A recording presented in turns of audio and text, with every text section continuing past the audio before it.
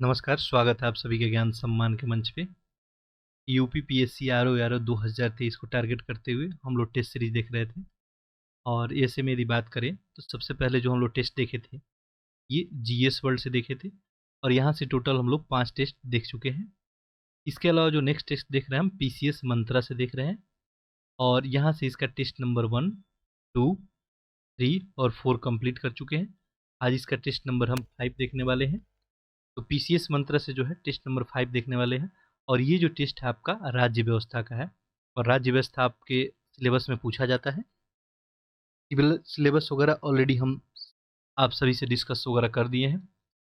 तो आज हम लोग देखेंगे राज्य व्यवस्था, और यहाँ भी जो है टोटल जो है 140 प्रश्न का कलेक्शन है।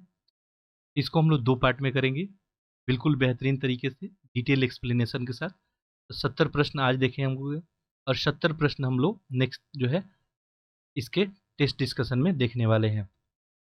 जो लोग भी अभी तक का टेस्ट सीरीज का ये सब वीडियो नहीं देखे हैं वो जाके देख लेंगे, प्लेलिस्ट में सारा अवेलेबल होगा। इसके अलावा आरओ को लेके आपको एक मेंटरशिप प्रोग्राम की बात कही गई थी। ये बहुत ही बेहतर तरीके से आपको इसका संचालन किया जाएगा। वैसे में जो है आप सभी जल्द से जल्द इसमें ज्वाइन हो जाए, ठीक है, आरओ के मेंटरशिप प्रोग्राम में। ठीक है, इसमें जो आपको डेली होमवर्क दिया जाएगा, यानी टॉपिक वाइज आपको कुछ टॉपिक दिया जाएगा। उसके अलावा उसी टॉपिक का उसी दिन नाइट में टेस्ट होगा। साथ ही साथ आपको जो है उस टेस्ट का जो है डिस्कशन जो है उसी दिन रात में आपको उसका डिस्कशन किया जाएगा। ये गूगल मीट पे लाइव डिस्कशन किया जाएगा। यदि किसी कंसेप्ट में किसी प्रश्न में आपको कोई प्रॉब्लम होगा तो डायरेक्टली वहाँ से आप पूछ भी सकते हैं। ठीक है, तो एक बेहतर सा जो है आपके लिए ये सीरीज रहने वाला है। साथ ही साथ इस प्रोग्राम में जो है आप सबको जो भी स्टडी से रिलेटेड मटेरियल है, यानी आरओ के लिए जो भी उपयोगी होगा सारा कुछ अवेलेबल कराया जाएगा, पहला। दूसरा चीज़ करेंट वगैरह और मैगजीन हो गया, या आपको न्यूज़पेपर वगैरह हो गया, सारा चीज़ यहाँ पे आपको व्हाट्सएप ग्रुप में प्रोवाइड किया जाएगा। ठीक है, बहुत सारे लोग इसमें ऐड भी हो चुके हैं, तो जिनको भी ऐड होना है जल्दी से जल्दी ऐड हो जाएंगे। मैं भी इसका लिंक जो है डिस्क्रिप्शन बॉक्स में साथ ही साथ कमेंट बॉक्स में भी प्रोवाइड कर दूंगा। ऑलरेडी टेलीग्राम ग्रुप में इसका लिंक जो है डला हुआ है। ठीक है, तो टेलीग्राम ग्रुप आप जाके ज्वाइन कर सकते हैं, वहाँ पे सारा पीडीएफ वगैरह आपको मिल जाएगा। इसके अलावा पैरेलली बीपीएससी 69, यूपीपीसीएस 2024 और यूपीएससी 2024 के लिए भी आपको मेंटरशिप प्रोग्राम चलाया जा रहा है। जो भी इंटरेस्टेड होंगे जाकर ज्वाइन कर लेंगे। पीडीएफ वगैरह के लिए टेलीग्राम ग्रुप ज्वाइन कर लेंगे। पैरेलली मेरे साथ आंसर करते रहेंगे डेली। ये जो है 9 बजे ये आपका सीरीज जो है टेस्ट सीरीज का देखने को मिलता है। तो सुबह 9 बजे जिनको भी ज्वाइन होना होगा ज्वाइन हो जाएंगे सुबह सुबह, और लाइव अपना मूल्यांकन कर सकते हैं। आप कमेंट बॉक्स में अपना आंसर कर सकते हैं। चलिए एक एक प्रश्न को देखते हैं हम लोग। तो हम लोग ये टेस्ट जो देख रहे हैं पीसीएस मंत्रा से देख रहे हैं। आइए पहला प्रश्न देखिए, आप लोग आंसर कीजिए। भारतीय संविधान के किस भाग में आपातकाल का उपबंध जो है किया गया है? भाग 15, 16, 17 और 18। देखिए जैसे आप कोई नोट्स वगैरह बनाते हैं या कोई बुक लिखा जाता है तो उसमें आप देखते हैं बहुत सारे चैप्टर होते हैं। चैप्टर के अंदर कुछ तथ्य होते हैं। वैसे ही हमारे संविधान को बहुत भागों में बांटा गया। भाग के अंदर कुछ अनुच्छेद रखे गए। जैसे आप अपने नोट्स वगैरह में कुछ विशेष बातें जो है नोट पॉइंट करके अलग लिखते हैं, वैसे ही हमारे संविधान में अनुसूची वगैरह ऐड किया गया है। यहाँ पे पूछा गया था आपात उपबंध के बारे में, आप लोग आंसर कर लिए होंगे। सही उत्तर इसका हो जाएगा भाग 18। भाग 18 में आपातकाल के बारे में बताया गया है। अच्छा, 15 में जो है किसके बारे में बताया गया है? निर्वाचन के बारे में, याद रखेंगे। 15 में आपका निर्वाचन है। ठीक है, भाग 16 में जो है कुछ वर्गों के लिए विशेष बंद किया गया है। 17 में जो है राजभाषा की बात की गई है। अच्छा, आपातकाल का जो उपबंध के अंतर्गत देखेंगे आर्टिकल, तो आपका 352 से जो है 60 देखने को मिलेगा। ठीक है, इसमें जो है 352, 356 और 360 काफी इंपॉर्टेंट है, इसको याद रखेंगे। 360 जो है वित्तीय आपात से रिलेटेड है। 356 जो है आपको राज्यों में राष्ट्रपति शासन से है, और 300 आपको 52 जो है राष्ट्रीय आपात की बात इसमें की गई है। अगला देखिए, निम्नलिखित से विचार कीजिए। ऐसे जो भी एक्स्ट्रा फैक्ट हम बता रहे हैं उसको जरूर याद करेंगे, हो सकता है अगले टेस्ट में वो प्रश्न आपसे पूछ दिया जाए। यहाँ पे विचार करना है। पहला, आंतरिक अशांति, सशस्त्र विद्रोह, बाह्याक्रमण युद्ध। पूछ रहा है कि उपरोक्त किस आधार पर अनुच्छेद 352 के तहत आपात की उद्घोषणा की जा सकती है? ठीक है, देखिए आपात की उद्घोषणा के बाद तभी हम बात किए कि अनुच्छेद 352 के अंतर्गत किया जाता है, और इसमें किस कंडीशन में किया जाएगा। ठीक है, देखिए चाहे युद्ध हो, बाह्य आक्रमण हो या सशस्त्र विद्रोह हो, इस कंडीशन में हम लोग आपात की व्यवस्था जो है आपात की उद्घोषणा कर सकते हैं। तो ऐसे में आंसर क्या हो जाएगा, ऑप्शन बी हो जाएगा। देखिए, कभी मान लीजिए किसी देश से युद्ध हो गया या बाहरी हमला हो गया कोई, या भारत में ही अगर विरोध हो रहा है, विद्रोह हो रहा है, तो वो विद्रोह ऐसे नहीं होना चाहिए, सशस्त्र होना चाहिए। इसका मतलब शस्त्र के साथ अगर कुछ ग्रुप, कुछ संगठन अगर विद्रोह कर देते हैं कहीं पे, तो उस कंडीशन में भी राष्ट्रीय आपात लगाया जाएगा।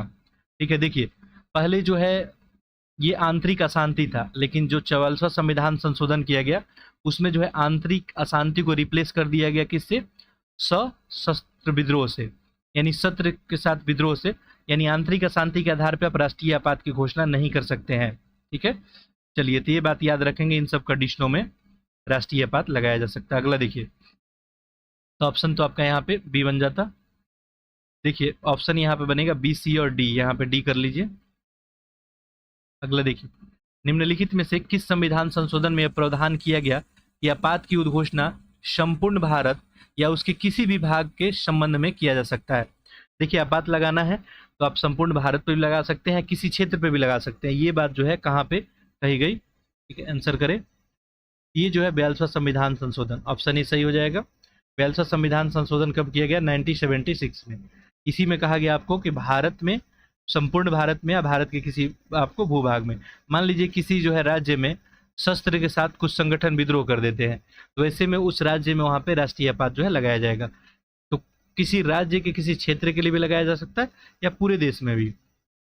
1975 में घोषित तृतीय राष्ट्रीय आपात की घोषणा के समय भारत के राष्ट्रपति कौन थे। देखिए 1975 में घोषणा की गई राष्ट्रीय आपात की, उस समय भारत के राष्ट्रपति कौन थे, अच्छा प्रश्न है। ठीक है, आंसर करें।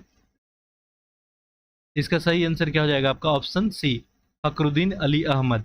ठीक है, ये अच्छा प्रश्न कैसे हुआ, देखिए आपातकाल जो है बिना मंत्रिमंडल के परामर्श से पहले घोषित किया जाता था। ठीक है, लेकिन 44वां संविधान संशोधन किया गया, ये जो आपात की घोषणा की गई थी बिना मंत्रिमंडल के परामर्श से ही।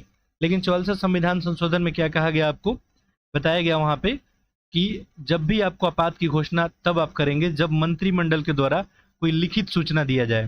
ठीक है, तो इसके बाद जो है मंत्रिमंडल के द्वारा जब भी कोई लिखित सूचना दी जाएगी तभी आप आपात की घोषणा कर सकते हैं। क्लियर बात है, याद रखेंगे। अगला देखिए, राष्ट्रपति के द्वारा की गई आपात की घोषणा कितने समय में दोनों सदनों के लिए अनुमोदन न होने पे स्वतः समाप्त हो जाती है। ठीक है, बहुत ही आसान सा और अच्छा प्रश्न है, आंसर करें। देखिए इसका सही ऑप्शन क्या हो जाएगा, ऑप्शन बी, 30 दिन। देखिए मान लीजिए राष्ट्रपति कोई घोषणा कर देते हैं और संसद के दोनों सदनों के द्वारा 30 दिन या 1 माह के भीतर इसका अनुमोदन नहीं किया जाता है, ऐसे में जो भी उनका उद्घोषणा होगा स्वतः ही निलंबित हो जाएगा। अगला देखिए, निम्नलिखित कथनों विचार कीजिए, बताइए कि कौन सा इसमें सही है। ठीक है, देखिए राष्ट्रपति के द्वारा आपात उद्घोषणा को वापस लेने के लिए संसद के दोनों सदनों का अनुमोदन का आवश्यक होता है। मान लीजिए राष्ट्रपति को जो है आपात उद्घोषणा वापस लेना है तो क्या संसद के दोनों सदनों का अनुमोदन लेना आवश्यक है। दूसरा, राष्ट्रीय आपात की उद्घोषणा को पश्चातवर्ती उद्घोषणा द्वारा भी कभी वापस लिया जा सकता है। यहाँ पे आपको ऑप्शन 2 सही है, ऑप्शन 1 गलत है। ठीक है, देखिए जब भी आपात को उद्घोषणा को वापस लेना है तो ऐसे में संसद के अनुमोदन की जरूरत नहीं होती है, ध्यान रखेंगे। ठीक है, एक बात और याद रखेंगे, लोकसभा भी आपात की उद्घोषणा को वापस लेने का अधिकार रखता है। लोकसभा में मान लीजिए यदि साधारण बहुमत से उद्घोषणा को वापस लेने का कोई भी संकल्प पारित कर दिया जाता है तो ऐसे में राष्ट्रपति उद्घोषणा को वापस लेने के लिए बाध्यकारी होता है। यहाँ पे तो केवल 2 ही सही था, तो ऑप्शन आपका क्या बनेगा, बी बनेगा। अगला देखिए, प्रश्न संख्या 7। देखिए यहाँ पे क्या पूछा गया है, आपात के निम्नलिखित में से जो है कौन सा कथन सही है। आपात के परिवर्तन के दौरान संघ राज्य को निर्देश दे सकता है कि वह अपनी कार्यपालिका शक्ति किसी रीत से पालन करे। ठीक है, संसद राज्य सूची के किसी विषय पर कानून बना सकती है। संसद द्वारा बनाई गई विधि उद्घोषणा के परिवर्तन में न रहने के 6 माह बाद समाप्त हो जाती है। इसमें बताना है कौन सा आपको सही है। देखिए यहाँ पे ऑप्शन है आपको नीचे दिया हुआ। ठीक, आपात जब लग जाता है तो उस समय क्या होता है, संघ राज्य को निर्देश दे सकता है। ठीक है, उस समय जो है संघ का शक्ति काफी बढ़ जाता है और वैसे में वो अपनी कार्यपालिका की शक्ति किस रीत से पालन करे निर्देशित कर सकता है, सही है। और संसद जो है राज्य सूची के किसी विषय पर कानून भी बना सकता है। ठीक है, आपात के कंडीशन में, ये भी सही है। संसद के द्वारा बनाई गई जो विधि है उद्घोषणा परिवर्तन में न रहने पे 6 महीने के बाद समाप्ति हो जाती है। तीनों स्टेटमेंट क्या है आपको सही है। चलिए अगला देखते हैं। तो ऐसे में आपका ऑप्शन क्या हो जाएगा, तीनों कथन सही है। संसद के द्वारा एक बार अनुमोदित होने के बाद आपात की उद्घोषणा कितने समय तक लागू होती है? देखिए एक बार अनुमोदित होने पे, आप लोग आंसर कर लिए होंगे 6 माह तक। लेकिन मान लीजिए कि आपात की उद्घोषणा को और आगे कंटिन्यू करना है, अभी हालत सामान्य नहीं दिखती है, तो ऐसे में 6 माह के लिए और बढ़ाया जा सकता है। यानी जितना बार चाहे उतना बार आप अनिश्चित काल तक बढ़ा सकते हैं, लेकिन उसके लिए अनुमोदन करना होगा। एक बार में केवल 6 माह तक ही लगेगा, ये बात याद रखेंगे। राज्यों में संवैधानिक तंत्र के विफल हो जाने पे किस अनुच्छेद के तहत राष्ट्रपति के द्वारा राष्ट्रपति शासन की उद्घोषणा की जाती है? ये ऑलरेडी हम फर्स्ट क्वेश्चन में इसका आंसर आपको बता दिए थे। राज्यों में राष्ट्रपति शासन लगाना है आर्टिकल 356।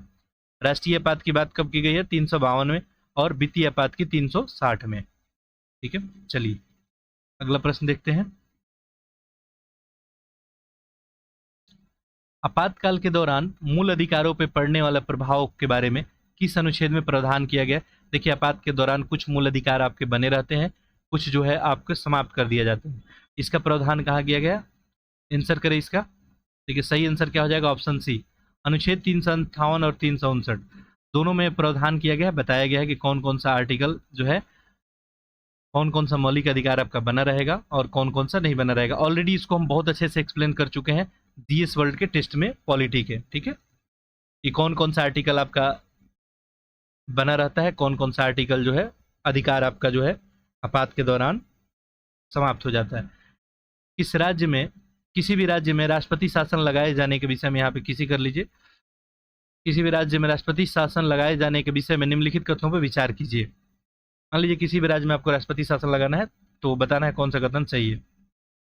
राज्य विधानमंडल की शक्तियां संसद द्वारा प्रयोग की जाएगी। राष्ट्रपति संबंधित राज्य के उच्च न्यायालय में जो निहित शक्तियां है अपने हाथ में ले लेता है। आंसर कीजिए। देखिए इसका सही आंसर क्या हो जाएगा? Option A. ठीक है, जब भी मान लीजिए किसी राज्य में राष्ट्रपति शासन लगाया जाता है, तो वैसे में राज्य विधानमंडल की शक्तियां किसके पास चली जाएगी? संसद के पास, और संसद उसका प्रयोग कर सकती है। लेकिन राष्ट्रपति जो है उच्च न्यायालय के अंदर जो भी निहित शक्तियां है वो राष्ट्रपति के अंदर निहित नहीं आता है, राष्ट्रपति के हाथों में नहीं आता है। ऐसे में ये गलत है। ठीक है, ये बात याद रखेंगे। किसी राज्य में राष्ट्रपति शासन अधिकतम कितने दिन तक जो है, अधिकतम वर्ड यूज किया है। ठीक है, कितने दिन तक लगाया जा सकता है? देखिए अधिकतम जो है 3 वर्ष तक। ठीक है, अधिकतम 3 वर्ष तक लगाया जा सकता है। अगला देखिए, भारत में वित्तीय आपातकाल की घोषणा अब तक कितनी बार की गई है? बहुत सारा क्वेश्चन इसमें मैक्सिमम हम जीएस वर्ल्ड का टेस्ट में जो आरओ का था डिस्कशन कर दिए थे, आप लोग सही कर लिए होंगे। वित्तीय आपातकाल जिसकी वर्णन अनुच्छेद 360 में है, अभी तक भारत में एक भी बार नहीं लगा है, तो ऑप्शन क्या बन जाएगा? डी। प्रश्न संख्या 14 देखिए, निम्नलिखित में से कौन सी समिति केंद्र राज्य संबंध से संबंधित नहीं है? केंद्र राज्य के संबंध के लिए समय समय पर समितियां बनती रही है, अपनी सिफारिशें करती रही है, तो ऐसे में कौन संबंधित नहीं है? देखिए राजमनार है, सरकारिया, तारकुंडे और पुंछी। आंसर कीजिए। सही आंसर क्या हो जाएगा इसका? ऑप्शन सी, तारकुंडे समिति। ये तारकुंडे समिति किसके लिए बनी थी? ये चुनाव सुधारों के लिए बनी थी। ठीक है, याद रखेंगे, ये चुनाव सुधार को लेकर थी। बाकी राजमनार, सरकारिया और पुंछिया होगी ये केंद्र राज्य संबंध को लेकर थी। निम्नलिखित में से किस समिति ने यह अनुशंसा की कि राज्यपाल की नियुक्ति एक समिति द्वारा किया जाना चाहिए? ठीक है, खैर अभी राज्यपाल की नियुक्ति आप सभी को पता है किस प्रोसेस से होता है, लेकिन यहाँ पे एक समिति के द्वारा किया जाए, ये किसकी अनुशंसा थी? आंसर करें। देखिए सही आंसर यहाँ पे हो जाएगा वेंकट चलैया समिति। वेंकट चलैया समिति, इन्हीं के द्वारा सिफारिश की गई थी कि राज्यपाल की नियुक्ति कैसे होनी चाहिए? एक समिति को होना चाहिए। और समिति में कौन कौन रहेगा? तो प्रधानमंत्री, गृह मंत्री, लोकसभा के अध्यक्ष, उपराष्ट्रपति और राज्यों के मुख्यमंत्री को उसमें शामिल किया जाए। अगला, पंचायती राज व्यवस्था को मजबूत बनाने के लिए या ग्रामोद्धार समिति गठन किसकी अध्यक्षता में किया गया था? काफी आसान सा प्रश्न है। देखिए इसका सही आंसर क्या हो जाएगा? बलवंत राय मेहता समिति। ये कब? 1957 में। पंचायती राज व्यवस्था को मजबूत बनाने के लिए 1957 में इनकी अध्यक्षता में ग्रामोद्धार समिति का गठन किया गया था। ठीक है, क्या किया गया था? ग्रामोद्धार नामक समिति का गठन किया गया था, याद रखेंगे। और ये अपने रिपोर्ट में बताते हैं कि स्थानीय स्वशासन के लिए गांव से लेकर जिला स्तर तक त्रिस्तरीय पंचायती राज की व्यवस्था का इनके द्वारा सुझाव दिया गया था। 73वां संविधान संशोधन अधिनियम पूरे देश में कब से लागू हुआ? बहुत अच्छा प्रश्न है। यहाँ पे देखिए पूछा गया है कि पूरे देश में लागू कब से हुआ। ये आया कब से नहीं, लागू कब से हुआ। देखिए इसका आंसर करें। देखिए सही उत्तर यहाँ पे आपका बन जाएगा अप्रैल जो है 24 अप्रैल 1993। देखिए 73वां संविधान संशोधन जो है उस समय प्रधानमंत्री थे पीवी नरसिंह राव, उनके कार्यकाल में संसद में आया और लोकसभा और राज्यसभा में देखेंगे तो आपको 23 दिसंबर 1900 जो है 92 को ये पारित हो गया। ठीक है, अब लोकसभा या राज्यसभा में पारित होने से तो काम होता नहीं है। उसके बाद आपको 20 अप्रैल, ठीक है, 20 अप्रैल 1900 जो है 93 को आपको राष्ट्रपति इस विधेयक पे अपना सहमति दे देते हैं। ठीक है, इसके बाद 24 अप्रैल 1993 से ये लागू हो जाता है। ठीक है, और 24 अप्रैल को पंचायती राज दिवस भी मनाया जाता है। ठीक है, तो लागू कब से होता है, ठीक है, कब आता है, सारा चीज याद रखना है। क्वेश्चन ही चेंज कर देते हैं अगर हम मान लीजिए यहाँ पे कि पूरे देश में जो है कब से पारित हुआ। ठीक है, यानी आपसे पूछा जाता है कि बताइए कि ये पंचायती राज जो है या 73वां संविधान संशोधन जो है ये किन के समय पारित हुआ, ये भी पूछा जा सकता था। कब पारित हुआ, तो ये जो है संसद में कब पारित हुआ यदि प्रश्न पूछते हैं तो 23 दिसंबर 1992। ठीक है, अगला देखिए निम्न में से कौन सा कथन सही है बताना है। देखिए पहला लिखा है कि 74वां संविधान संशोधन के द्वारा ग्राम सभा को संवैधानिक दर्जा दिया गया। ठीक है, देखिए 74वां संविधान संशोधन के द्वारा तो नहीं दिया गया था, अभी हम लोग देख रहे हैं 73वां के द्वारा, तो ये तो गलत है। ठीक है, आंसर आप लोग करें। किसी ग्राम के निर्वाचक नामावली में दर्ज नाम वाले व्यक्ति के सामूहिक रूप से ग्राम सभा कहा जाता है। ग्राम सभा में केवल एक ही गांव शामिल किया जाता है। ग्राम पंचायत ग्राम सभा के कार्यों का निरीक्षण और सम्मूल्यन करती है। देखिए ग्राम सभा में केवल एक गांव तो शामिल नहीं होता है, एक गांव हो सकता है लेकिन केवल एक नहीं हो सकता है, एक से अधिक गांव यहाँ पे हो सकता है, तो ऐसे में स्टेटमेंट गलत हो जाएगा। ग्राम पंचायत ग्राम सभा के कार्यों का निरीक्षण और सम्मूल्यन करती है। देखिए ग्राम पंचायत ग्राम सभा की जो है कार्यकारी संस्था होती है, कौन, ग्राम पंचायत। ठीक है, ग्राम सभा ग्राम पंचायत के कार्यों का निरीक्षण जो है करती है, कौन, तो ये उल्टा यहाँ पे स्टेटमेंट लिख दिया है, तो ऐसे में ये भी यहाँ पे गलत हो जाएगा। देखिए सही कौन सा है, ऑप्शन बी, ग्राम की निर्वाचक जो नामावली में दर्ज नामों के व्यक्ति को सामूहिक रूप से ग्राम सभा कहा जाता है। निम्न में से कौन सा जो है गलत है ये बताना है। देखिए आंसर कीजिए। अनुच्छेद 243 के तहत राज्य निर्वाचन आयोग के गठन का प्रावधान किया गया। राज्य निर्वाचन आयोग के निर्वाचन आयुक्त की नियुक्ति राज्यपाल द्वारा की जाती है। पंचायतों के निर्वाचन के संबंध सभी विषयों पे विधि बनाने का अधिकार राज्य निर्वाचन आयोग को है। पंचायती राज का निर्णय राज्य सरकार द्वारा किया जाता है, चूंकि गलत बताना है। देखिए आंसर आप लोग कर लिए होंगे, पंचायती राज का निर्णय लेने का अधिकार राज्य सरकार को है, तो बात बिल्कुल ही सही है। पंचायतों के निर्वाचन के संबंधित कोई भी विषय है उस पर विधि बनाने का अधिकार जो है राज्य निर्वाचन आयोग का नहीं है, किसका है ये। ठीक है, कमेंट बॉक्स में आप चाहें तो अभी लिख सकते हैं। ठीक है, तो देखिए ये जो विधि बनाने का अधिकार है राज्य विधानमंडल को है, याद रखेंगे, ऐसे में गलत हो गया। राज्य निर्वाचन आयोग के निर्वाचन आयुक्त की नियुक्ति राज्यपाल के द्वारा की जाती है। साथ साथ अनुच्छेद 243 में ये प्रावधान किया गया है कि राज्य निर्वाचन आयोग का एक गठन का प्रावधान किया गया। ठीक है, चलिए अगला प्रश्न देखिए। एक एक प्रश्न का आप लोग आंसर करते रहें, कमेंट बॉक्स में एक एक प्रश्न का आंसर लिख सकते हैं आप लोग, बाकी आप लोग चाहे तो अपने कॉपी पे भी कर सकते हैं। यदि कोई नगरपालिका समय से पूर्व विघटित कर दी जाती है तो निर्वाचन पश्चात गठित की गई नगरपालिका कितने अवधि के लिए कार्य करेगी। अच्छा प्रश्न है। देखिए यहाँ पे सही ऑप्शन क्या हो जाएगा आपका, ऑप्शन सी, शेष अवधि के लिए। कोई भी मान लीजिए नगरपालिका विघटित हो जाती है, जनरली आपको पता है कि इसका कार्यकाल कितने वर्ष का होता है, 5 वर्ष का। मान लीजिए कि 3 वर्ष बाद ये विघटित हो गई, अब इसका कार्यकाल कितना बचा है, 2 वर्ष, तो नया जो भी गठित होगा केवल 2 वर्ष के लिए काम करेगा। ठीक है, तो ऑप्शन सी बनेगा। अगला देखिए, एक गांव पंचायत में जो है महिलाओं के लिए कितने प्रतिशत पद आरक्षित होने चाहिए, जो प्रावधान किए गए हैं, तो कितने प्रतिशत आरक्षण की बात की गई है, यहाँ पे 33%। बाकी देखेंगे तो कुछ राज्यों में जो है 50% तक आरक्षण दिया गया है, लेकिन ये प्रावधान किया गया है कि कम से कम तो 33% होना ही चाहिए। जैसे बिहार वगैरह में देखेंगे तो 50% आरक्षण आपको दिया गया है। आप लोग कमेंट बॉक्स में लिखेंगे कि बिहार के अलावा किस किस स्टेट में 50% महिलाओं के लिए ग्राम पंचायत में आरक्षण है। अगला देखिए, एक पंचायत के भंग होने के कितने माह के अंदर नया चुनाव कराया जो है जाएगा? इसका सही उत्तर क्या हो जाएगा यहाँ पे? ऑप्शन बी, 6 माह। ठीक है, याद रखेंगे। ऐसे तो पता है पंचायत का कार्यकाल 5 वर्ष का ही होता है। मान लीजिए किसी कारणवश विघटित हो जाती है तो 6 माह के अंदर अवधि के दौरान चुनाव आपको करा लेना है। अगला देखिए, किसी राज्य में नगरपालिका का सीमा क्षेत्र अधिसूचित करने में सक्षम है। किसी भी राज्य का नगरपालिका का सीमा क्षेत्र बताना है तो उसके लिए कौन है? बहुत ही आसान सा प्रश्न है, आंसर आप लोग कर लिए होंगे, ये राज्यों के राज्यपाल। ठीक है, राज्यों के राज्यपाल ही ये निर्णय लेते हैं। अगला देखिए, 12वीं अनुसूची में नगर पालिकाओं के लिए कितने विषयों का उल्लेख है? बहुत ही अच्छा प्रश्न है, यहाँ पे नगर पालिकाओं के लिए पूछा गया है। देखिए यहाँ पे सही उत्तर क्या हो जाएगा आपका? ऑप्शन ए, 18 विषय। देखिए 74वां संविधान संशोधन किया गया कब? 1992 में। और यहाँ पे जो है एक संविधान में हमारा भाग ऐड किया गया, भाग 9 का क, और इसी में नगर पालिका इसको नाम दिया गया।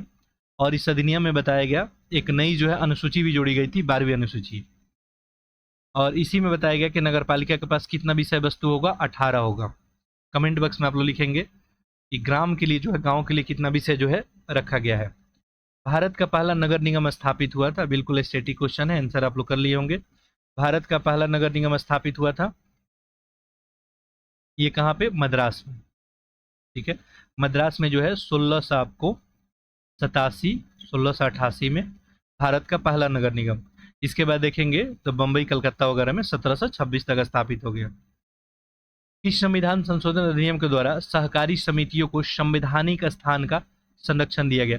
देखिए जो सहकारी समिति थी इनको संवैधानिक दर्जा देने की बात हो रही है, कब ये किया गया ऐसा? ठीक है, तो इसका सही आंसर क्या हो जाएगा? ऑप्शन बी, 97वां संविधान संशोधन 2011। ठीक है, यहाँ पे जो है सहकारी समितियों को जो है 97वां संविधान संशोधन किया गया। और ये जो है समिति के संशोधन के बाद 2012 से आप देखेंगे तो सहकारी समिति को संरक्षण वगैरह दिया गया और इस तरह से संवैधानिक जो है स्थान इसको मिल गया। निम्न में से किस समिति ने अनुशंसा की थी कि हर राज्य में एक वित्त आयोग का गठन होना चाहिए? हर राज्य में क्या होना चाहिए? वित्त आयोग। गाडगिल समिति है, राजमनार है, पीके थुंगन है, लक्ष्मी गल सिंघवी समिति है। हर एक राज्य में एक राज्य वित्त आयोग होना चाहिए, ऐसा कहना था आपको पीके थुंगन समिति का। ये जो है 1988 में इन्हीं के द्वारा पंचायती राज व्यवस्था को शक्तिशाली बनाने के लिए और संवैधानिक दर्जा दिलाने की सिफारिश भी की गई थी। और 1989 में आपको संविधान संशोधन विधेयक जो है प्रस्तुत किया गया, लेकिन खैर राज्यसभा में बहुमत की वजह से ये जो है चीज़ें नहीं हो पाई थी। चलिए आगे बढ़ते हैं, प्रश्न संख्या 28। देखिए पूछा गया है कि संविधान का कौन सा भाग सहकारी समितियों से संबंधित, अभी इसी के बारे में हम लोग बात किए थे। ऑप्शन क्या हो जाएगा? भाग 9 का ख, इसमें इसको संवैधानिक दर्जा दिया गया है। राज्य निर्वाचन आयोग का मुख्य कार्य क्या होता है? बहुत ही आसान सा प्रश्न है, विधानसभा का चुनाव कराना, विधान परिषद का चुनाव संपन्न कराना, ग्राम पंचायतों का निर्वाचन संपन्न। या देखिए आपको राज्य निर्वाचन आयोग का काम क्या हो जाएगा? ग्राम पंचायतों का निर्वाचन। ये जो है राज्य निर्वाचन आयोग का काम नहीं है। ठीक है, सामुदायिक विकास कार्यक्रम की शुरुआत कब हुई? 1 मई 1950, 14 नवंबर 1951 या 2 अक्टूबर 1952? आंसर आप लोग कर लिए होंगे, सही ऑप्शन क्या हो जाएगा? 2 अक्टूबर 1952 सामुदायिक विकास कार्यक्रम लाया गया। सामुदायिक विकास कार्यक्रम का उद्देश्य क्या था? गाँव का जो है विकास करना। ठीक है, चलिए आगे बढ़ते हैं, प्रश्न संख्या 31 देखिए, राजस्थान के नागौर में सर्वप्रथम अनौपचारिक रूप से पंचायती राज की व्यवस्था का उद्घाटन किनके द्वारा किया गया? बहुत ही आसान सा क्वेश्चन है। ऐसे देखेंगे तो देश में पहला राज्य होता है जहां पंचायती राज व्यवस्था जो है लेके आई जाती है। तो ऑप्शन यहाँ पे सही हो जाएगा, पंडित जवाहरलाल नेहरू, इन्हीं के द्वारा यहाँ पे उद्घाटन किया गया था। कब? 2 अक्टूबर 1959 को। ठीक है, चलिए इसके बाद देखेंगे तो आंध्र प्रदेश वगैरह में, और आप देखेंगे लागू हुआ और देश के विभिन्न भागों में आज लागू है। उच्चतम और उच्च न्यायालय के अतिरिक्त सभी न्यायालयों के गठन किनके द्वारा किया जा सकता है? देखिए क्वेश्चन को ध्यान से पढ़ेंगे, सुप्रीम कोर्ट और हाई कोर्ट को छोड़ के बात किया जा रहा है। जो सभी न्यायालय होते हैं इसका गठन किसके द्वारा जो है, किनके द्वारा किया जाएगा? देखिए सही उत्तर इसका क्या हो जाएगा यहाँ पे, ऑप्शन सी, संसद और राज्य विधानमंडल दोनों के द्वारा।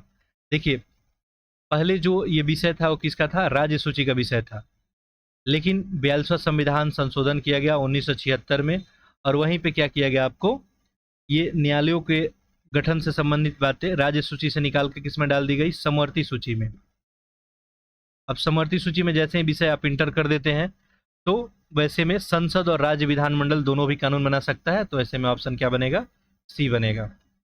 उच्चतम न्यायालय में जो है लंबित मामले के संदर्भ में निम्नलिखित में से किस प्रकार का मामला का संख्या सबसे ज्यादा है, आंसर करें। सबसे ज्यादा जो है आपको स्पेशल लीव पिटिशन है, यहाँ पे ऑप्शन ए बन जाएगा।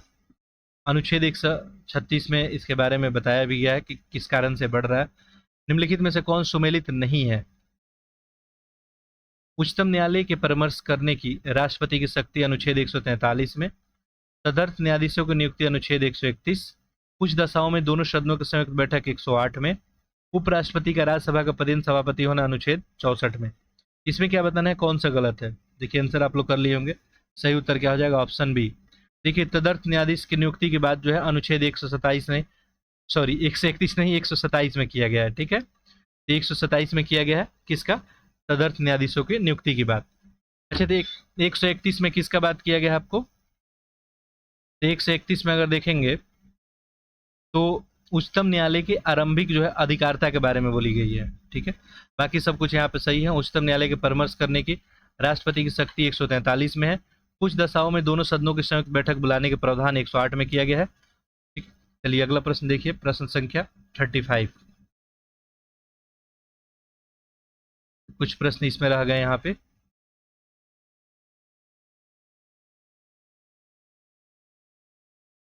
राष्ट्रपति उच्च न्यायालय के किस न्यायाधीश को एक उच्च न्यायालय से दूसरे न्यायालय में हस्तांतरण निम्नलिखित में से किसके परामर्श से करेगा। देखिए राष्ट्रपति जो है, मान लीजिए कोई भी हाई कोर्ट है, मान लीजिए जैसे पटना हाई कोर्ट है, पटना हाई कोर्ट जो है ट्रांसफर करना है किसी दूसरे हाई कोर्ट में किसी भी न्यायाधीश को, किसके परामर्श से एक काम करते हैं। बहुत ही आसान सा प्रश्न, आंसर करें। तो सही आंसर क्या हो जाएगा, सर्वोच्च न्यायालय के मुख्य न्यायाधीश के परामर्श से। और ऐसा बात कहाँ लिखा गया है आपको, अनुच्छेद 222 में। अनुच्छेद 222 आप देखेंगे तो इसमें आपको बताया गया है कि हस्तांतरण से पहले जो है राष्ट्रपति सर्वोच्च न्यायालय के जो है मुख्य न्यायाधीश से परामर्श करेगा। अगला प्रश्न है, भारतीय संविधान के द्वारा सर्वोच्च न्यायालय की स्थापना से पहले निम्नलिखित में से कौन सा सर्वोच्च अपीलीय न्यायालय था। देखिए आज तो हमारे पास सबसे जो है उच्च अपीलीय न्यायालय कौन सा है, सर्वोच्च न्यायालय है, भारत का सुप्रीम कोर्ट, लेकिन पहले कौन सा था, आंसर करें। देखिए सही आंसर इसका क्या हो जाएगा, ऑप्शन ए, प्रीवी काउंसिल। वजह क्या है इसका, देखेंगे ब्रिटिश शासन जब चल रहा था भारत में तो उस समय किंग ऑफ काउंसिल या प्रीवी काउंसिल इसको कहा जाता था, और भारत में अदालतों के द्वारा कोई भी फैसला है उसके अगर विरुद्ध आपको अपील करना है, ठीक है, तो उसके लिए सर्वोच्च मंच कौन था, प्रीवी काउंसिल ही था। आगे देखिए, यदि किसी कारणवश भारत के राष्ट्रपति का पद जो है रिक्त हो जाए और उपराष्ट्रपति का पद खाली हो जाए, सर्वोच्च न्यायालय के मुख्य न्यायाधीश की नियुक्ति भी ना हुई हो, तब जो है कौन राष्ट्रपति का काम देखेगा। ठीक है, यहाँ पे सही उत्तर क्या हो जाएगा, ऑप्शन डी, सर्वोच्च न्यायालय के अन्य न्यायाधीश। देखिए बहुत अच्छा प्रश्न था ये, पूछा गया था मान लीजिए राष्ट्रपति हैं, राष्ट्रपति भी नहीं है तो उनका काम कौन देख लेते, उपराष्ट्रपति, लेकिन उपराष्ट्रपति भी नहीं है तो इनका काम कौन देखते थे, जो आपको सर्वोच्च न्यायालय के मुख्य न्यायाधीश, लेकिन ये भी प्रेजेंट नहीं है तब कौन देखेंगे, सर्वोच्च न्यायालय के कोई अन्य न्यायाधीश। अगला देखिए, न्यायपालिका की स्वतंत्रता का अर्थ क्या है, बहुत ही अच्छा प्रश्न है। हमारा न्यायपालिका स्वतंत्र है, इसका अर्थ क्या है, आंसर कीजिए।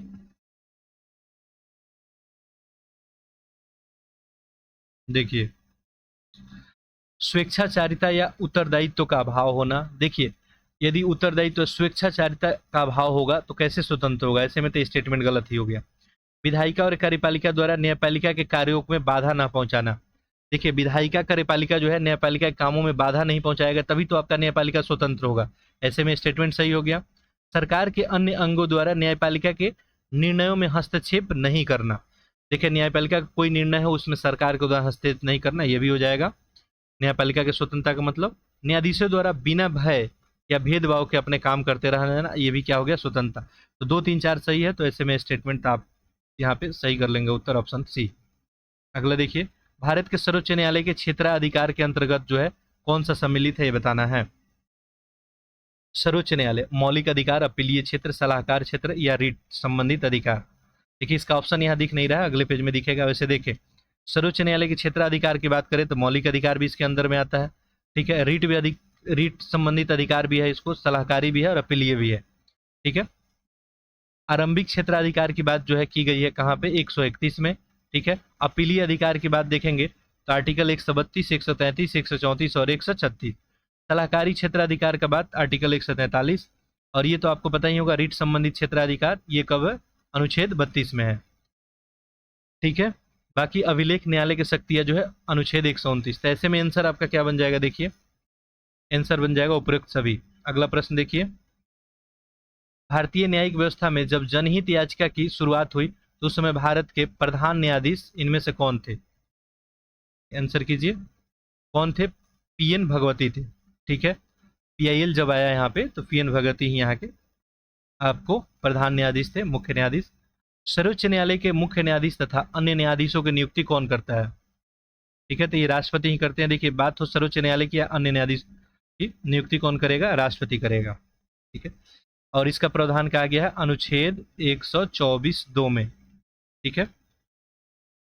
अगला देखिए, प्रश्न संख्या 42, निम्नलिखित कथनों विचार कीजिए और बताइए उपरोक्त कथनों में अधीनस्थ न्यायालय के विषय में कौन सा कूट जो है सही है। चलिए इसको मिनिमाइज करना पड़ेगा थोड़ा, ठीक है।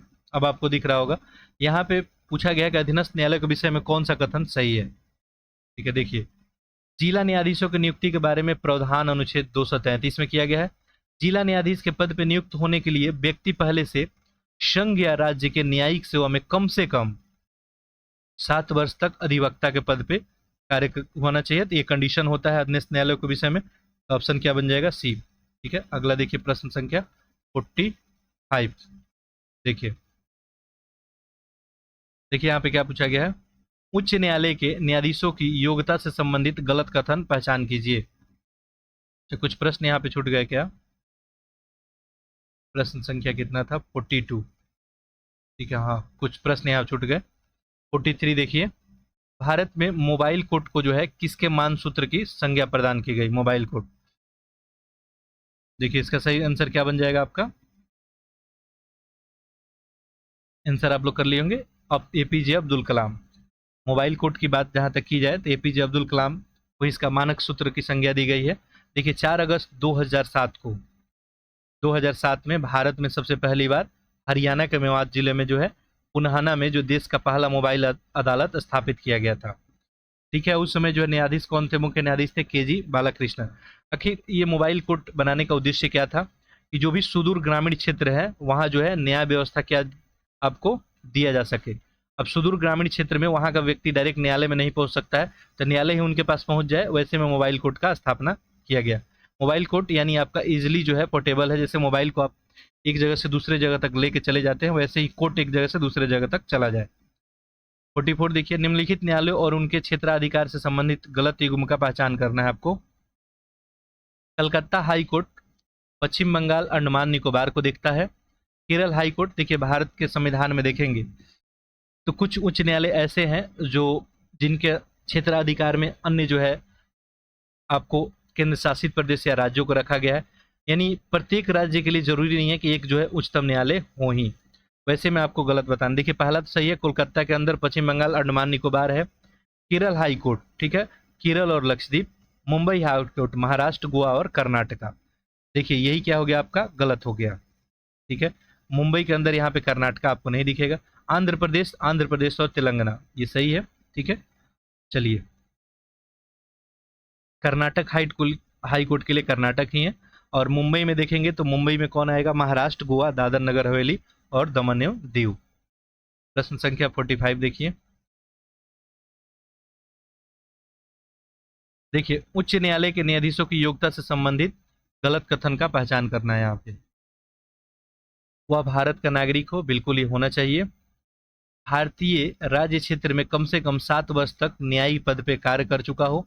एक या अधिक राज्यों के उच्च न्यायालयों में लगातार कम से कम 10 वर्ष तक अधिवक्ता रह चुका हो। यहाँ पे क्या पूछा है? योग्यता कौन सा नहीं है ये बताना है। यहाँ पे ऑप्शन बी जो है आपका क्या हो जाएगा? सही हो जाएगा, ठीक है। देखिए उच्चतम न्यायालय की अगर बात की जाए यहाँ पे तो यहाँ पे न्यायाधीशों की योग्यता की बात हो रही है, तो भारतीय राज्य क्षेत्र में कम से कम 7 वर्ष तक न्यायिक पद पे कार्य कर चुका हो, ये ऐसा कुछ कंडीशन इसमें नहीं है। ठीक है, देखिए भारत का नागरिक होना चाहिए, बिल्कुल बात है। अब भारतीय राज्य क्षेत्र में कम से कम 10 वर्ष तक, 7 वर्ष तक नहीं, 10 वर्ष तक यदि होगा तब ये जो है माना जाएगा। ठीक है, मतलब उसके लिए ये नियुक्त किया जा सकता है। चलिए, बाकी तीसरा तो सही है। अगला देखिए, किस संविधान संशोधन के द्वारा उच्च न्यायालय के न्यायाधीशों की सेवानिवृत्ति की आयु जो है 60 वर्ष से बढ़ाकर 62 कर दी गई? ठीक है, आंसर कीजिए, बहुत अच्छा क्वेश्चन है। देखिए ये कौन था? 15वां संविधान संशोधन 1963। और इसी में देखेंगे तो आपको न्यायाधीशों की सेवानिवृत्ति की आयु 60 से बढ़ाकर कितना कर दी गई? 62 कर दी गई। यानी उच्च न्यायालय के न्यायाधीश 62 वर्ष तक अपने पद पे जो है बने रह सकते हैं। ठीक है, वो चाहे तो देखिए किसी भी समय अपना जो है त्याग पत्र दे सकते हैं। अगला देखिए, किस अनुच्छेद के अंतर्गत ये प्रावधान किया गया है कि उच्च न्यायालय भी अभिलेख न्यायालय होगा? देखिए उच्च न्यायालय अभिलेख न्यायालय होगा, यानी जो भी वहां पे कार्यवाही हो रही है उसका एक लिखित विवरण होगा। ये कौन से आर्टिकल में है? आर्टिकल 215। ठीक है, 215 के तहत उच्च न्यायालय को अभिलेख न्यायालय होना का उल्लेख किया गया है। ठीक है, 216 में जो है उच्च न्यायालय के गठन का प्रावधान किया गया है। 127 में देखेंगे तो आपको तदर्थ जो है यहाँ पे न्यायमूर्तियों की नियुक्ति की बात की गई है। 129 में देखेंगे तो उच्चतम न्यायालय के अभिलेख न्यायालय होने की बात की गई। याद रखेंगे यहाँ पे प्रश्न पूछा गया था उच्च न्यायालय के लिए, यानी हाई कोर्ट के लिए जो है बात कहाँ की गई है? 215 में। लेकिन सुप्रीम कोर्ट के लिए जो है अभिलेख न्यायालय की बात कहाँ की गई है? 129 में। अगला देखिए, भारत के निर्वाचन आयोग के संबंध में बताइए निम्नलिखित में से कौन सा कथन जो है सही है? ऑप्शन आप सभी को दिख रहा होगा, आंसर करें। निर्वाचन आयोग के बारे में बताना है। निर्वाचन आयोग मुख्य निर्वाचन आयुक्त एवं अन्य आयुक्तों से मिलकर बना होता है। मुख्य निर्वाचन आयुक्त और अन्य आयुक्तों की नियुक्ति राष्ट्रपति द्वारा की जाती है। संविधान के अनुच्छेद 324 भारत के निर्वाचन आयोग से संबंधित है। देखिए यहाँ पे सारा स्टेटमेंट ही क्या है? सही है। 324 में आपको निर्वाचन आयोग से संबंधित बातें हैं। मुख्य निर्वाचन आयुक्त हो या कोई हो, राष्ट्रपति उसको नियुक्त करते हैं वहां पे। निर्वाचन आयोग मुख्य निर्वाचन आयुक्त और अन्य आयुक्तों से मिलकर बना होता है, तो ऐसे में ऑप्शन क्या हो जाएगा आपका? डी। ठीक है, 1, 2 और 3। अगला प्रश्न देखिए, प्रश्न संख्या 49। भारत में निर्वाचन आयोग के संबंध में निम्न पे विचार कीजिए। उपयुक्त में से कौन सा जो है कार्य भारत के निर्वाचन आयोग द्वारा किए जाते हैं? ठीक है, बाकी ऑप्शन आप सभी को दिख नहीं रहा होगा। देखिए यहाँ पे क्या पूछा गया है कि भारत के निर्वाचन आयोग के संबंध में निम्न पे विचार कीजिए, कौन सा जो है भारत के निर्वाचन आयोग के द्वारा किए जाते हैं? निर्वाचक नामावली तैयार करना, निर्वाचक की तिथि निर्धारित करना, राजनीतिक दलों को निर्वाचक चिन्ह देना, ये सारा ही काम है इसका। तो ऑप्शन क्या बन जाएगा? डी। अगला देखिए, अगला प्रश्न है आपको, संघ लोक सेवा आयोग में कार्यवाहक अध्यक्ष की नियुक्ति निम्न में से कौन करता है? कार्यवाहक की बात की गई है, तो ये जो है राष्ट्रपति के द्वारा की जाएगी। ऑप्शन ए बिल्कुल आपका सही हो जाएगा। अगला देखिए, संघ लोक सेवा आयोग राज्यों का सलाह दे सकता है, आंसर करें इसका। देखिए इसका सही आंसर क्या हो जाएगा? संघ लोक सेवा आयोग जो है राज्यों को सलाह कब देगा? संसद के आदेश पे, राज्य सभा के प्रस्ताव पे, राज्यपाल के अनुरोध पे। ऑप्शन क्या हो जाएगा? सी हो जाएगा। अगला देखिए, निम्नलिखित में से जो है किसे मेरिट पद्धति का प्रहरी माना गया है? देखिए संसद को, सर्वोच्च न्यायालय को, संघ लोक सेवा आयोग को, बिल्कुल बात सब मेरिट पद्धति पे किसका चयन होता है? तो संघ लोक सेवा आयोग ही हो जाएगा। ठीक है, संघ लोक सेवा जो भारत का केंद्रीय भर्ती संस्था है, इसी को हम लोग इस नाम से जानते हैं। ठीक है, इसका वर्णन जो है कहाँ पे किया गया है? भाग 14। ठीक है, अनुच्छेद 300 आपको 15 से 323 में। अगला देखिए, राज्य लोक सेवा आयोग के अध्यक्ष एवं सदस्य निम्न में से कौन हटा सकता है इनको? राज्य लोक सेवा का अध्यक्ष हो या सदस्य, इनको कौन हटा सकता है? राज्यपाल, राज्य विधानसभा या राष्ट्रपति? तो राष्ट्रपति इनको हटा सकते हैं, राज्यपाल नहीं, ध्यान रखेंगे। देखिए राज्य लोक सेवा के अध्यक्ष हों या कोई सदस्य हो, ठीक है, राज्यपाल द्वारा जो है इनकी नियुक्ति की जाती है, लेकिन जहां तक पद से हटाने की बात है वो राष्ट्रपति इसका काम करते हैं। ठीक है, अगला देखिए, प्रश्न संख्या 54। अच्छा, ऊपर प्रश्न कुछ रह गया और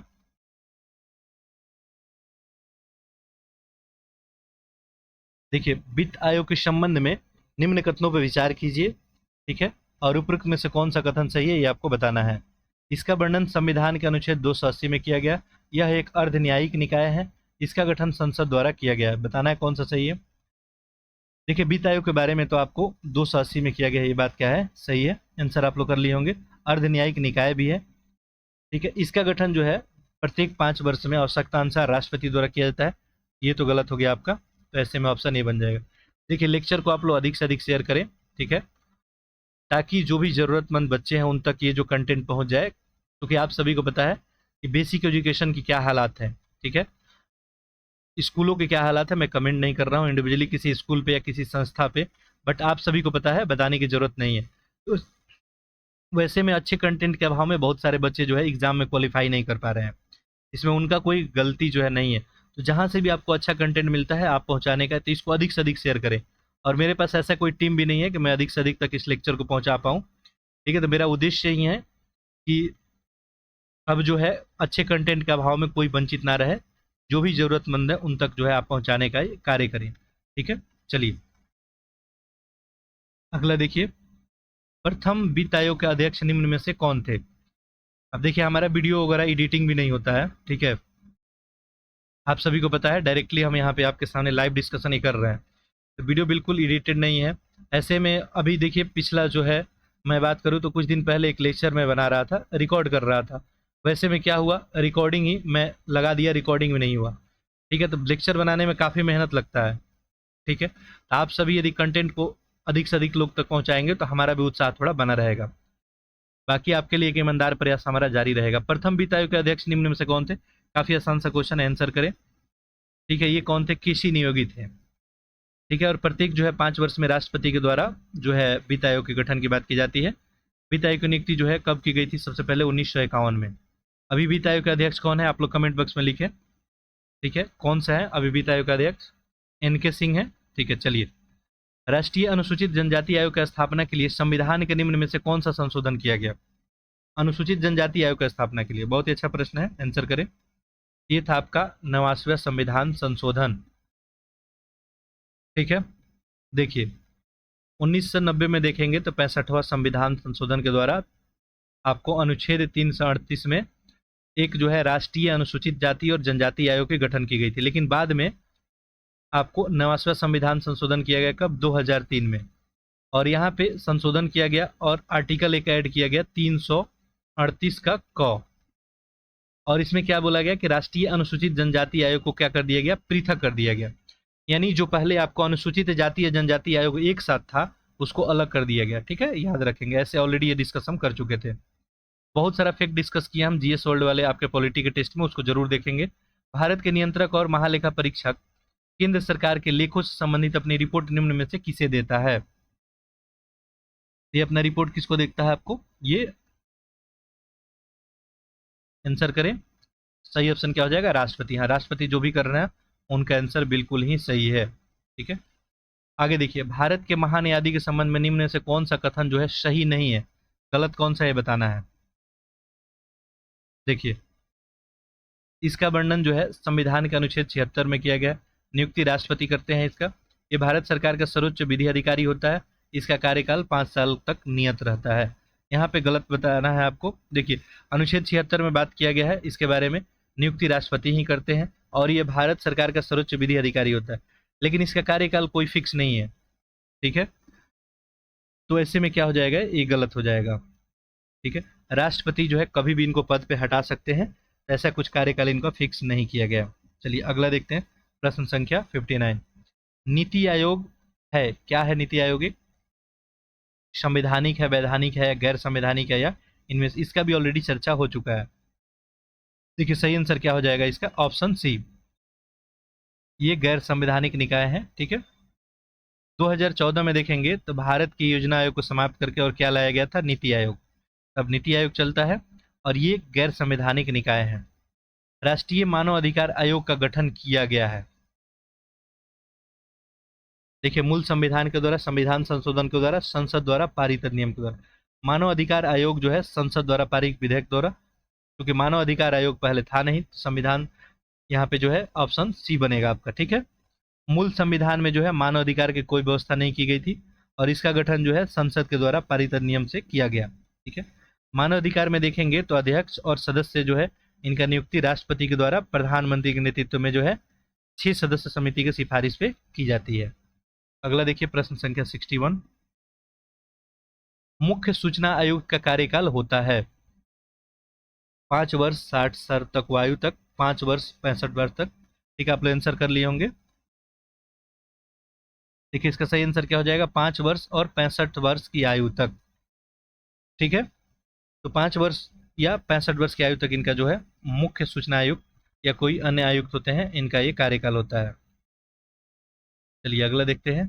केंद्रीय सतर्कता आयोग का गठन किया गया, आंसर करें। ठीक है, चलिए जिनका भी ऑप्शन है बिल्कुल सही है। 1964 में जो है केंद्रीय सतर्कता आयोग का जो है यहाँ पे गठन किया गया। और ये क्यों किया गया था, देश में भ्रष्टाचार को कम करने के लिए। भारतीय संविधान के किस अनुच्छेद में नागरिकता संबंधित प्रावधान किया गया है, बहुत ही आसान सा क्वेश्चन है। देखिए 6 से 11 में, 6 से 12 में, 5 से 12 में, सॉरी या उपयुक्त में से कोई नहीं। देखिए भारतीय संविधान में नागरिकता के लिए बात करेंगे तो भाग जो है किसमें है, 2 में, लेकिन यहाँ पे आर्टिकल पूछा गया है तो 5 से लेके 11 तक है। ठीक है, 5 से 12 नहीं है, तो ऐसे में ऑप्शन क्या बन जाएगा, डी बन जाएगा। ठीक है, चलिए निम्नलिखित में से कौन सा अधिकार केवल भारतीय नागरिक को प्राप्त है। देखिए इसका एक्सप्लेनेशन वगैरह नागरिकता संबंधित जो भी टर्म है, एक लाइव हम अभी क्लास लिए थे कुछ दिन पहले ईपीएफओ के लिए। आप लाइव सेक्शन में जाके इस पॉलिटी के वीडियो को रिवीजन कर सकते हैं। ठीक है, वहां पे लगभग जो है एक माइंड मैप आपका क्रिएट हो जाएगा। देखिए यहाँ पे क्या पूछा गया है आपको, पिछला कौन सा प्रश्न था, 60 आपको 3 हो गया था। ठीक है 64, हाँ ठीक है 64 ही करना है। देखिए पूछा गया है कि निम्नलिखित में से कौन सा अधिकार केवल भारतीय नागरिक को है। ठीक है, बहुत ही आसान सा क्वेश्चन है। देखिए लोक नियोजन के विषय में समता का अधिकार, संस्कृति और शिक्षा संबंधित अधिकार, विधि के समक्ष समता, केवल भारतीयों को दिया जाएगा। ठीक है, देखिए आंसर क्या हो जाएगा इसका, ऑप्शन ए। लोक नियोजन में विषय की समता का अधिकार केवल भारतीयों के लिए, और संस्कृति और शिक्षा, विधि के समक्ष समता जो है ये सबके लिए, चाहे भारतीय है या भारतीय नहीं है, विदेशी को भी मिलेगा। ठीक है, लोक नियोजन में विषय के समता का अधिकार ये कहाँ पे लिखा हुआ है, कौन से अनुच्छेद में। ठीक है, कमेंट बॉक्स में आप चाहे तो लिख सकते हैं, यह अनुच्छेद 16। ठीक है, याद रखेंगे। चलिए नेक्स्ट देखते हैं प्रश्न संख्या 65। निम्नलिखित कथनों पर विचार कीजिए और बताइए कि इसमें से कौन सा सही नहीं है। बाकी देखिए ऑप्शन यहाँ पे दिख रहा है, केवल 1 2, 1 2 दोनों, उपयुक्त में से कोई नहीं। भारत और अमेरिका दोनों संविधान में संघीय राज्य व्यवस्था को अपनाया है। भारत में एकल नागरिकता का प्रावधान है, जबकि अमेरिका में दोहरी नागरिकता की व्यवस्था की गई है। ठीक है, यहाँ क्या बताना है कौन सा सही नहीं है। देखिए दूसरा तो सही है, भारत में एकल नागरिकता है और अमेरिका में क्या है, दोहरी नागरिकता है। ठीक है, और भारत और अमेरिका में दोनों में संघीय राज्य व्यवस्था है, तो ये भी बात सही है। तो ऐसे में दोनों ही गलत नहीं है, ऐसे में ऑप्शन क्या बनेगा आपका, डी। अगला देखिए, निम्न में से कौन सा सुमेलित नहीं है। ठीक है, गलत बताना है। देखिए शोषण के विरुद्ध का अधिकार 23 से 24, संस्कृति और शिक्षा का अधिकार 29-30, स्वतंत्रता का अधिकार 19 से 22, धर्म की स्वतंत्रता का अधिकार 26 से 28। ठीक है, आंसर करें। देखिए धर्म की स्वतंत्रता का अधिकार 25 से 28 में है, तो ऐसे में गलत हो जाएगा। बाकी सब यहाँ पे क्या है, सही है। क्वेश्चन नंबर 66 हो गया, 67।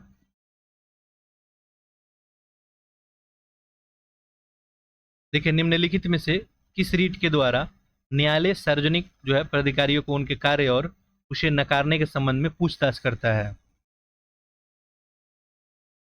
ठीक है, देखिए अधिकार परीक्षा, उत्प्रेषण, प्रतिषेध। यहाँ पे क्या दिया था क्वेश्चन में, किस रीट के द्वारा न्यायालय सार्वजनिक प्राधिकारियों से उनके कार्य और उनके नकारने के संबंध में पूछताछ करता है। आंसर करें। अधिकार परीक्षा केस में उत्प्रेषण, प्रतिषेध, तो यहाँ पे क्या हो जाएगा, उपयुक्त में से कोई नहीं। ठीक है, देखिए परमादेश रीट के अंतर्गत न्यायालय जो है सार्वजनिक पदाधिकारियों से उनके कार्य और उसको नकारने के संबंध में पूछताछ करता है। ठीक है, भारतीय संविधान में देखेंगे आप, अनुच्छेद 32 में बताया गया है कि उच्चतम न्यायालय और अनुच्छेद 226 में बताया गया है कि उच्च न्यायालय रीट जारी कर सकती है। ये सब चीज़ें जो है बताई गई है। ठीक है, चलिए अगला प्रश्न देखते हैं।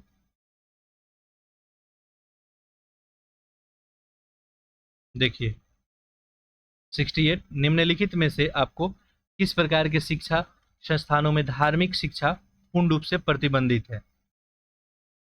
आसान सा प्रश्न है। देखिए, जिनका प्रशासन राज्य द्वारा होता है लेकिन स्थापना किसी न्यायाधीश द्वारा, राज्य द्वारा मान्यता प्राप्त संस्थान, राज्य निधि से पूर्णतः पोषित संस्थान, राज्य द्वारा वित्तीय जो है सहायता प्राप्त संस्थान।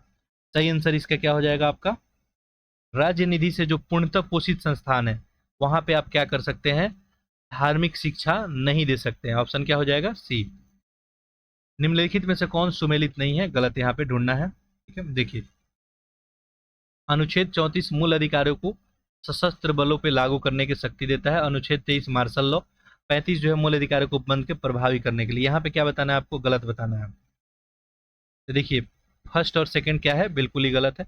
ऐसे में क्या हो जाएगा आपका? ऑप्शन ए बन जाएगा। देखिए अनुच्छेद 33 में देखेंगे तो आपको मूल अधिकारों को सशस्त्र बल पर लागू करने की जो है यहाँ पे बात की गई है। ठीक है, ऐसे में क्या हो जाएगा? ये आपको गलत हो जाएगा। ठीक है, तो देखिए ये उल्टा कर दिया गया है, ये 33 में बात कहा गया है। ठीक है, तो ये दोनों गलत हो गया। चलिए अगला देखते हैं, क्वेश्चन नंबर 70।